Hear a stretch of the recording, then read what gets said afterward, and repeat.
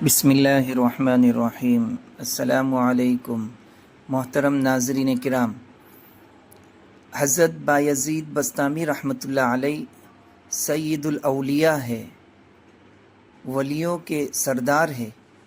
वो एक दफ़ा असर की नमाज के बाद शहर के किनारे चहल कदमी कर रहे थे कि एक किनारे दो जवान लड़का लड़की बैठे हुए थे और उनके आगे एक बोतल रखी हुई थी।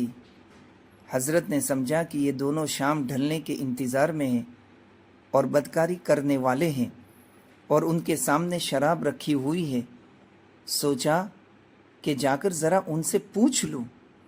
जब लड़के से दरियाफ़्त किया तो वो कहने लगा कि ये मेरी बहन है, हम दोनों रोज़े से हैं और सूरज गुरूब होने के इंतज़ार में है। बोतल में ज़मज़म है और हम सैयद ख़ानदान से हैं। शेख फरमाते हैं कि मेरी आँखों में आंसू आ गए और अपने आप को खूब मलामत किया। फिर उनको घर ले जाकर उनका खूब इकराम किया। मोहतरम नाजरीन, किसी से नफ़रत की वजूहात में से एक वजह बदगुमानी भी है, क्योंकि इतनी तौफीक तो नहीं होती कि पूछ ले कि ये काम आपने क्यों किया है या किया भी है कि नहीं।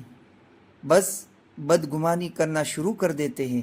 लिहाजा बदगुमानी करने से पहले इतनी ज़हमत गवारा कर ले कि एक दफ़ा ख़ुद भी वजह पूछ ले, ताकि तसल्ली हो और हमेशा की नफ़रत से नजात मिले।